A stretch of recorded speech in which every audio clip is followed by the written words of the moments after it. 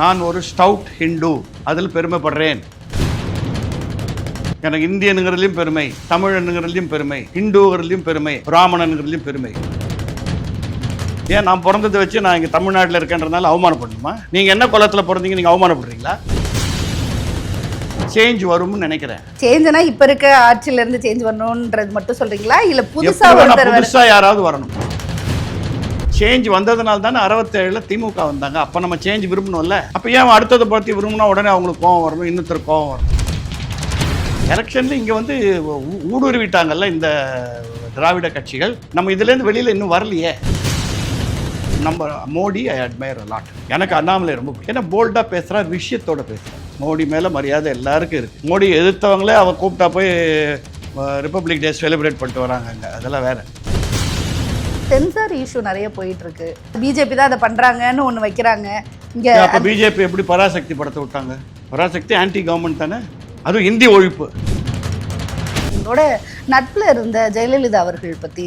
அம்மு வந்து டாக்டராக போனால் she will be number 1 doctor. இன்ஜினியராக போனால் she will be number 1 engineer. அக்கௌண்டண்ட்டாக போனால் she will be number 1 accountant. So இப்போ நீ ஆர்டிஸ்டாக அனுப்ப போகிற, she will be number 1 artist பார்த்துக்கோ.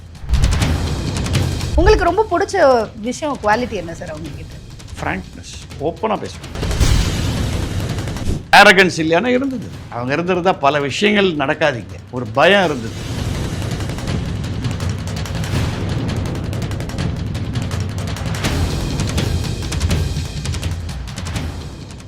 சார் வணக்கம். சார் வணக்கம். சிவாஜி சாருக்கு வந்து செவாலி சிவாஜி விருது கிடைச்சப்போ ஒரு பெரிய ஃபங்க்ஷன் ஒன்று அரேஞ்ச் பண்ணியிருந்தாங்க.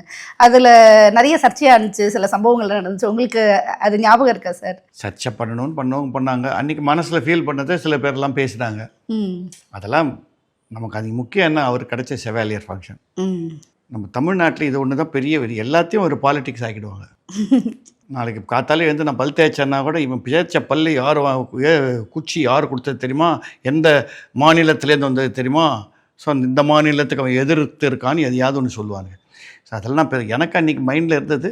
என்னால் மேடையில் போய் பேச முடியலன்னு ஒன்று தான் எனக்கு வருத்தமாக இருக்குது. இல்லை, சிவாஜி சாருக்காக எல்லாரும் வந்திருந்த டைமில் ஒருத்தர் வந்து லேட்டாக வந்தாங்க, அதனால சின்ன சலசலப்பு இருந்தது மேடைகளில். அதெல்லாம் நீங்கள் இது வந்து பெருசாக எடுத்துக்க. எந்த ஃபங்க்ஷனில் நடக்கலை? நாங்கள் இங்கே பாரத் கலாச்சாரம் நடக்கிற ஃபங்க்ஷனில் பேர் போட்டு ப்ரிசைட் பண்ணுறவரே 3 வருஷமாக வரவே இல்லை. அதெல்லாம் நடக்கிற விஷயம் தான். வேணுன்ட்டே ஒருத்தர் பண்ணாருன்னு அதெல்லாம் எடுத்துனா நீங்கள் எடுத்துக்க வேண்டியது தான். இதெல்லாம் சிவாஜியே கவனிக்கப்படல, நீங்கள் ஏன் கவனிக்கிறீங்க அதை பற்றி? அவர் அதெல்லாம் நினைச்சிருக்கோம்ல, அதனால அது உங்களுக்கு அவர் அதெல்லாம் நினச்சிருக்கவே மாட்டார். நான் தான் சொல்கிறேனே, உங்களுக்கெல்லாம் சிவாஜி கணேசன் தெரியாது, அவருக்கு இதெல்லாம் எதுவும் தெரியாது. அந்த ஸ்டார்ட் கட் இதுக்குள்ளே என்ன பண்ணுறாரோ அதுதான் சிவாஜி கணேசனின் வாழ்க்கை. அவ்வளோதான். அவருக்கு வெளியில் இதெல்லாம் அந்த அரசியல் பண்ணுறது தான் தெரியாது. அதெல்லாம் மற்ற நடிகர்கள் பண்ணி அரசியலில் பெருசாக வந்துட்டாங்க, சினிமாவை யூஸ் பண்ணி. 67லேருந்து எல்லாம் அதுதான் பண்ணிகிட்ருக்காங்க. எல்லோரும் சினிமாவை தான் யூஸ் பண்ணி வராங்க. அவருக்கு அதை யூஸ் பண்ண தெரியல. ஓகே, அவர் இறங்கியிருக்கவே கூடாது. Okay okay. இப்போ ரொம்ப முக்கியமான விஷயம், இதில் நிறைய பேசின விஷயங்கள்லேருந்து ரொம்ப முக்கியமான விஷயம், உங்களோட நட்பில் இருந்த ஜெயலலிதா அவர்கள் பற்றி பேசணும். சின்ன வயசுல இருந்து எனக்கு இல்லாத ஒரு சிஸ்டர் அவங்க தான். ஏன்னா எங்கள் வீட்டில் அப்படி வளர்ந்தாங்க. எங்கள் அப்பா ஒவ்வொரு தடவையும் சொல்லுவார், நீ எனக்கு மூத்த பொண்ணாக பிறந்துடக்கூடாதா அப்படின்னு. அவ்வளோ தூரம் வளர்ந்தாங்க. ஏன்னா அவன் இந்த ட்ரூப் நீங்கள் சொல்கிறேன்னு 52 ஆரம்பிச்சது, 53 54 அவங்க அம்மாவும் சித்தி எங்கள் ஹீரோயின்ஸ். ஸோ அப்போ அந்த வயசு அந்த அம்மாவுக்கு ரொம்ப. அப்பா அம்மா எனக்கு 5 வயசுனா என்னை விட 2-3 வயசு பெரியவங்க, அவ்வளோதானே. ஸோ அப்போலேருந்து தெரியும். உங்களுக்கு எப்படி எப்பவுமே உங்ககிட்ட பேசுங்க, 1000 சொல்லுங்க, அயர்ன் லேடி, டிசிப்ளின். அவங்க இருந்திருந்தா பல விஷயங்கள் நடக்காதீங்க. ஒரு பயம் இருந்தது எல்லாமே. அந்த she was a different girl. Of course அவங்களுக்கு அரகன்ஸ் இல்லையானா இருந்தது. இப்போ ராஜா சொல்கிறாருல்ல, நான் வந்து சில இடத்துல பெருமைப்படுறேன், திமிரா பேசுகிறேன், என்கிட்ட விருக்கியா நான் பேசுகிறேன்றாரு. அந்த மாதிரி தான் அவங்க. அது பேசித்தான் ஆகணுமா அப்படிங்கிறது அடுத்த ஆர்குமெண்ட்டு. சொல்லாமையும் இருக்கலாம், பட் சொன்னதுனால அது தப்புன்னு சொல்ல முடியாது. ஏன்னா she had other great qualities which is better than this. இந்த சீப்னஸ் கிடையாது அவங்கக்கிட்ட. அது நாங்கள் படிக்கிற காலத்துலேருந்து, எங்கள் கூட இருந்த காலத்துலேருந்து ஒரு ஷீ வந்து எங்களை விட ஒரு கிளாஸ் அபவாக தான் இருந்தாங்க. அவங்களோட இங்கிலீஷ் நாலேஜாக இருக்கட்டும், ஜென்ரல் நாலேஜாக இருக்கட்டும். இப்போ அதான் கேட்கலான்னு வந்தேன். அவங்க கிட்ட நிறைய வீட்டில் அவங்க லைப்ரரியெல்லாம் பார்த்துருக்கேன், ஃபென்டாஸ்டிக் லைப்ரரி. அந்த மாதிரிலாம் புக்ஸ் படிக்கிற ஹேபிட் வேறு யாருக்குமே கிடையாது. அண்ட் ஒரு விஷயம் கிரகிச்சிக்கக்கூடிய விஷயம், அது என்ன கேட்க வேண்டாம். இப்போ அவங்க பீரியடில் இருந்த ஐஏஎஸ் கலெக்டர்ஸ் எல்லாம் கேளுங்க, மீட்டிங்க்கு வந்தானா இப்படி வச்சுருப்பாங்க பாயிண்ட்ஸு, திணறது கிடையாது அங்கே வந்து. அதெல்லாம் she is intelligent. Well, other reasons அவங்களுக்கு கெட்ட பேர் வாங்கி கொடுத்தது. இல்லை, அவங்க இந்த திரைத்துறைக்கு வர்றதுக்கு அவங்களுக்கு வந்து எடுத்துக்கிட்ட நெசசிட்டி. அவள் வந்து டாக்டர் ஆகணும், இன்ஜினியர் ஆகணும்னு தான் ஆசைப்பட்டேன். ஏன்னா நான் தான் சொல்கிறேம்மா, மெட்ரிகுலேஷன் நான் படிக்கும்போது 65 நான் பாஸ் அவுட் ஆனேன். அந்தம்மா 63 என்னமோ பாஸ் அவுட் ஆனாங்க. மாகாணத்துலேயே நம்பர் 1 ரேங்க் அவங்க, தெரியுமா உங்களுக்கு? மெட்ரிகுலேஷன் அப்போ மெட்ரிகுலேஷன் ஈக்குவல் டு இன்றைக்கி சிபிஎஸ்சி. அதுதான் டஃப். எஸ்எஸ்எல்சிங்கிறது கவர்மெண்ட் எக்ஸாம் மாதிரி, அது ஒன்றுமே கிடையாது. மெட்ரிகுலேஷன் தான் டஃப். அதில் நம்பர் 1 சர்ச் பார்க்கில். அவங்கக்கிட்ட எனக்கு நோட்ஸ் எல்லாம் கொடுத்து நான் வாங்கி படிச்சிருக்கேன். நான் 65 நான் 3rd ஸ்டேட்டில் என் ரேங்க். மாகாணத்தில் நம்பர் 3 வாங்கினேன் நான். ஸோ அவங்க எல்லாம் பயங்கர ப்ரில்லியண்ட். நான் சொல்கிறேனே, அவங்க கரெக்ட் பாத்தில் போய் டிஸ்ட்ராக்ஷன்ஸ் இல்லாமல், கூட இன்ஃப்ளூயன்ஸுகள்லாம் இல்லாமல் இருந்திருந்தால் she was prime minister material. இது என்னுடைய தனிப்பட்ட அபிப்பிராயம்.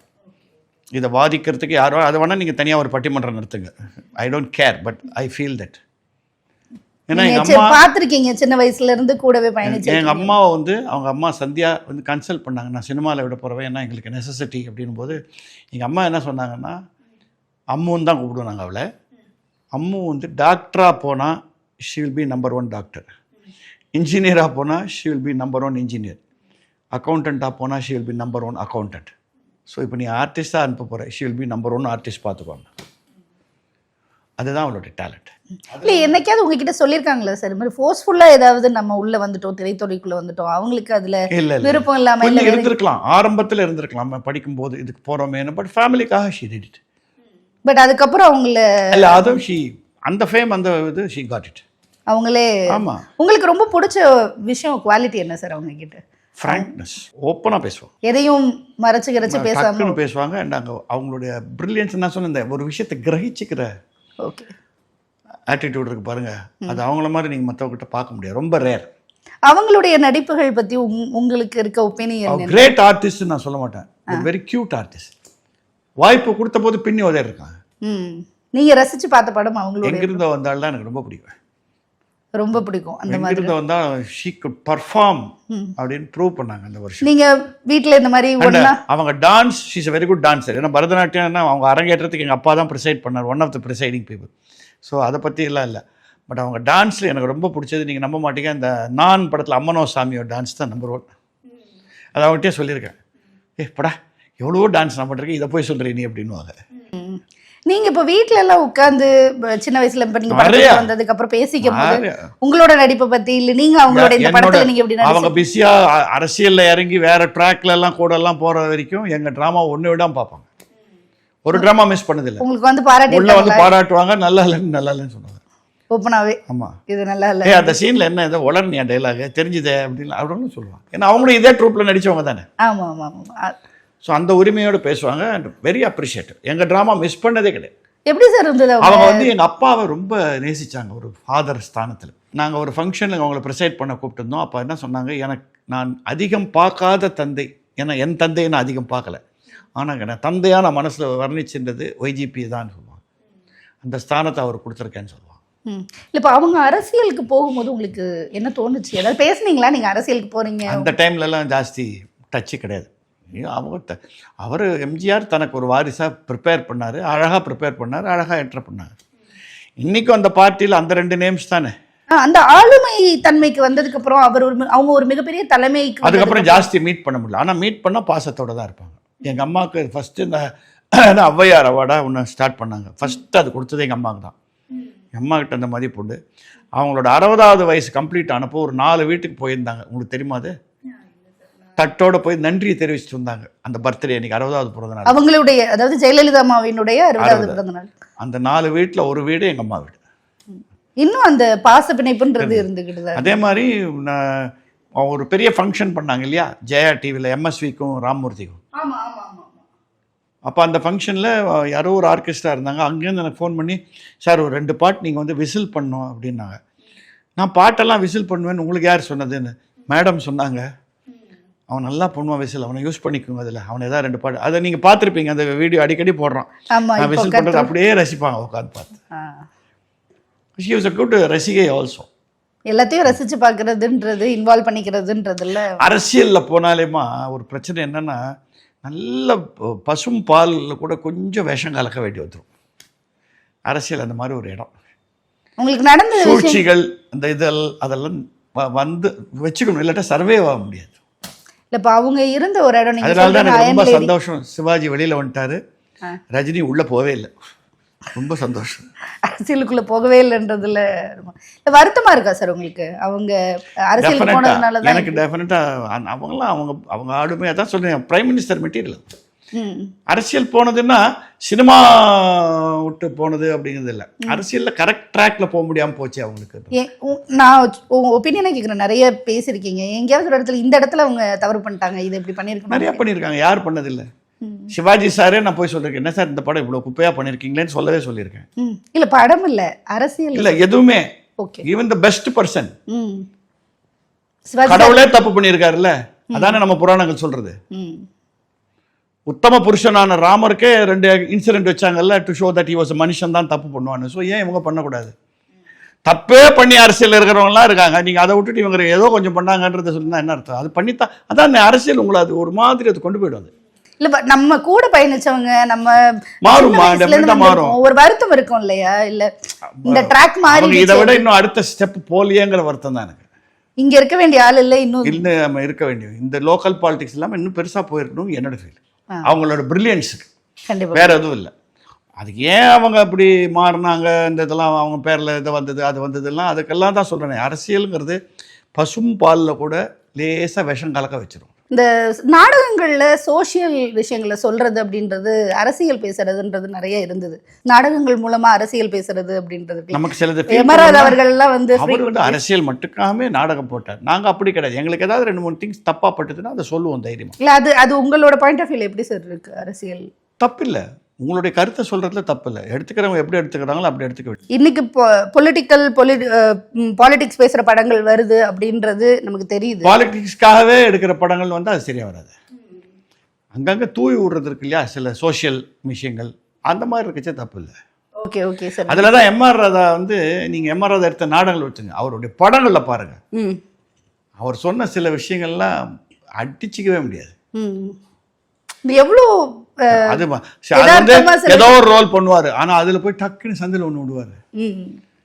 குடும்பத்தை பத்தி, கல்யாணத்தை பத்தி, ரத்த கண்ணீர்ல அப்படியே தள்ளி விடுவாங்க, போய் கல் அப்படியே கல் குத்தும் மேல விழுவாரு. அப்ப நம்ம என்ன மாதிரி நடிப்பு எதிர்பார்ப்போம்? அந்த பேத்தாஸ் நடிப்பு தானே அது வந்து அப்படின்றதெல்லாம் பண்ணும். போன வாரம் ரோடு போடுறேன்னு ஜல்லி போட்டான், இன்னும் எடுக்கவே இல்லை பாவீங்களா அப்படின்றது அதை சொல்லாரு அவருக்கு. அங்கதான் அந்த ஆளோட பிரில்லியன்ஸ். எவ்வளவு சார் பிடிக்கும் உங்களுக்கு எம்ஆர் ராதா அவர்கள்? I love. எங்க அப்பாவுக்கு எம்ஆர் ராதான்னா உயிர். எங்க அப்பாவுக்கு எம்ஆர் ராதா கொடுத்த டைட்டில் என்ன தெரியுமா? எங்க அப்பாவும் போல்டா பேசுவார். எம்ஆர் ராதா, யோ ஐஜிபி நீ பூனல் போட்ட எம்ஆர் ராதாயான்னுவார். ஓகே, அப்பவே ஓப்பனா இவ்வளவு தூரம் அவளுக்கு ஃப்ரெண்ட் ஆகும். ஓகே, எனக்கு ஐ லவ் இஸ் ஆக்டிங். அந்த அந்த ஸ்டைல் ஆஃப் ஆக்டிங் யாருமே பண்ண முடியாதுங்க. இமிட்டேட் தான் பண்ண முடியும், மிமிக்ரிக்கு. அதை சின்ன ஸ்க்ரீன்ல கொண்டுவர முடியாது. நிறைய நீங்க பேசுற விஷயங்கள் வந்து சர்ச்சையாயிருக்கு பேசும்போது. என்ன இருக்கு? இல்ல சார், நீங்க ஏதாவது சொன்னீங்கன்னா அதை உடனே வேற யாராவது ஏதாவது எடுத்து பேசுவாங்க. அவனுக்கு இஷ்டம் இது யார் பேசினாலும் ஆகுது. சும்மா ஏதோ ஒன்று சொன்னது உடனே அதை சர்ச்சை பண்றாங்க. இல்ல அது நடக்குது இல்ல. எனக்கு தெய்வ பக்தி உண்டு. ஓகே, நான் ஒரு ஸ்டவுட் ஹிந்து, அதில் பெருமைப்படுறேன். எனக்கு இந்தியனுங்கிறதுலையும் பெருமை, தமிழனுங்கிறதுலையும் பெருமை, ஹிந்துங்கிறதுலையும் பெருமை, பிராமணனுங்கிறதுலையும் பெருமை. இன்னும் என்ன வேணும்? ஏன் நான் பிறந்ததை வச்சு நான் இங்கே தமிழ்நாட்டில் இருக்கேன்றதுனால அவமானப்படணுமா? நீங்கள் என்ன குலத்தில் பிறந்தீங்க, நீங்கள் அவமானப்படுறீங்களா? இல்லை முஸ்லீமாக பிறந்தவங்க முஸ்லீம்னு அவமானப்படுறான்னா, கிறிஸ்டின் எவ்வளோ ஃப்ரெண்ட்ஸ் இருக்காங்க எனக்கு. நான் சூஸ் பண்ணலைங்க, நான் பிறந்தது அது கடவுள் சூஸ் பண்ணது. ஸோ நான் எந்த குலத்தில் இருக்கேனோ, எந்த நாட்டில் இருக்கேனோ, அந்த நாட்டுக்கு என்னுடைய first allegiance. I mean Indian first, Tamilian next. Okay, இப்போ இந்த அரசியல் களம் எப்படி இருக்குன்னு உங்களுக்கு பார்க்குறீங்க? எப்படி தெரியல, சேஞ்ச் வரும்னு நினைக்கிறேன். சேஞ்ச் வரும்னா ஒருத்தரை கிரிட்டிசைஸ் பண்ணி சேஞ்ச் இல்லை, சேஞ்ச் வரணும் உலகத்தில். இல்லை சேஞ்சுனா இப்போ இருக்க ஆட்சியிலேருந்து சேஞ்ச் வரணுன்றது மட்டும் சொல்கிறீங்களா? இல்லை புதுசாக யாராவது வரணும்? விஜய் வந்திருக்கிறத பற்றி தான் கேட்க போகிறேன், அதனால தான் கேட்குறேன். விஜய் எனக்கு அவர் அந்த பீக்கில் இல்லை புதுசான ரெண்டு சார். ஒன்று அதிமுக இவ்வளோ நாள் இருந்துச்சு, இல்லை பீக்கில் இருந்த விஜய் பாலிடிக்ஸுக்கு போயிருக்கணும்னு எனக்கு அது கொஞ்சம் வருத்தமாக இருக்கு. அவர் கமலஹாசன்லாம் பாலிடிக்ஸ் போனது என்னால் ஒத்துக்க முடியல. ஏன்னா நான் வந்து அவங்கள நடிகர்களாக எனக்கு ரொம்ப பிடிக்கும். சேஞ்ச் வந்து தாங்க ஆகணும். ஏங்க சேஞ்ச் வந்ததுனால தானே 67 திமுக வந்தாங்க. அப்போ நம்ம சேஞ்ச் விரும்பணும்ல. அப்போ ஏன் அடுத்ததை பற்றி விரும்பினா உடனே அவங்களுக்கு கோவம் வரணும், இன்னொருத்தர் கோவம் வரணும்? ரொம்ப கரெக்டான விஷயம். சேஞ்ச் வரணும், வந்தா தான் உலகம் ஃபார்வர்டா போகணும். இப்ப மாற்றம்னு சொல்றீங்க. நீங்க சைக்கிள்லயே போயிருந்தீங்கன்னா என்னைக்கு மோட்டார் பைக்ல போக போறீங்க, என்னைக்கு எலக்ட்ரிக்கல் வெஹிக்கிள்ல போக போறீங்க?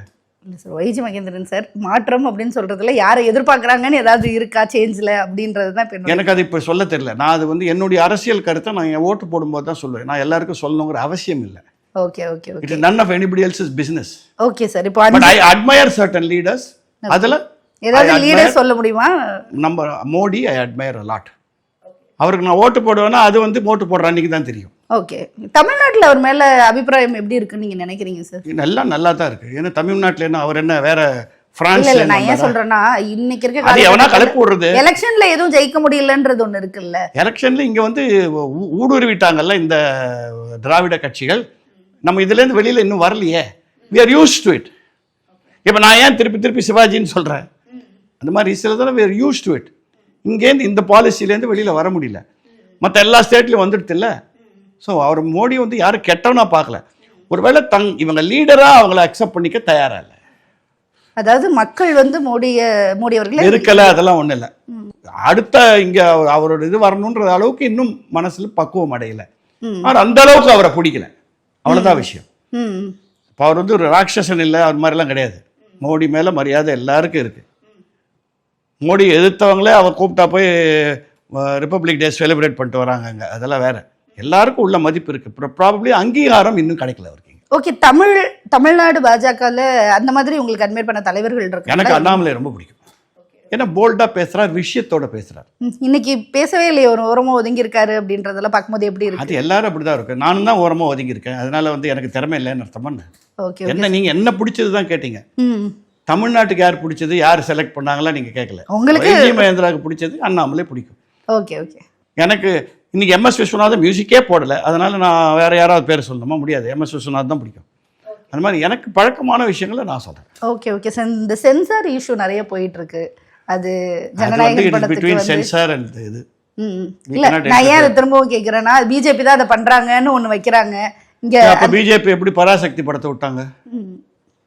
பராசக்தி ஆன்டி கவர்மெண்ட் தானே, அதுவும் ஹிந்தி ஒழிப்பு. எனக்கு ஹிந்தி தெரியாது போடான்னு அவங்கள தானே இவங்க சொன்னவங்க தானே. அதுதான் இப்ப நான் கேட்க வரேன். இப்ப பராசக்தியை விட்டுட்டாங்க, ஜனநாயகன் விட மாட்டாங்க. அப்ப விஜய் சென்சார் ஆபீசர்ல என்ன இருக்கு அங்க பிரச்சனைங்கிறது நிறைய பேச்சுக்கள் இப்ப சென்சார் போர்ட்லயே வந்து பிஜேபியோட இன்ஃப்ளூயன்ஸ் தான் இருக்குன்னுலாம் பேசுறாங்கல்ல. இப்ப நீங்க சினிமால இருக்கீங்க, அப்படி எப்படி பராசக்தி விட்டாங்க? பராசக்தியில கூட்டணி வைக்கிறதுக்கு எதுவும் இல்ல சார். ஒருவேளை விஜயோட கூட்டணி வசதியா ஏதாவது சொல்லிக்கிறதா? எனக்கு சொல்ல உங்களுக்கு வேணும்னா பிஜேபி நல்லவங்க, உங்களுக்கு இல்லைன்னா அவங்க விஜயை நிறுத்தினா பிஜேபி கேட்டவன், பராசக்தியை ஓட்டினா அவன் நல்லவன், ஓகே பண்ணா அவன் நல்லவனா? நீங்க இப்போ கடந்த காலங்கள்ல அரசியல் கண்டிப்பா பாத்துருங்க, பார்க்காம இருக்க மாட்டேன். அதெல்லாம் சொல்லவே முடியாது. பிஜேபியோட கூட்டணி வைக்கிறது அப்போ வந்து இதும்போது பெரிய பிரச்சனை வந்தது.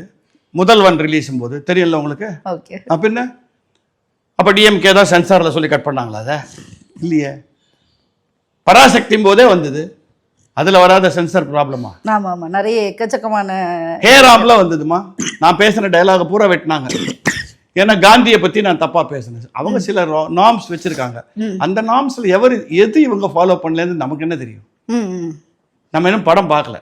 ப்ராபப்ளி படம் ரிலீஸ் ஆன அப்புறம் நம்ம சொல்லலாம். இப்போ பராசக்தி ரிலீஸ் பண்ணதுக்கு காரணம் வந்து அது சுதந்திரமான ஒரு ஐடியா, நடந்த ஒரு விஷயத்த அவங்க சொல்லியிருக்காங்க. இந்திய எதிர்ப்பு போராட்டம் இங்க தமிழ்நாட்டில் நடந்தது. ஸோ அதை தடுக்க முடியாது.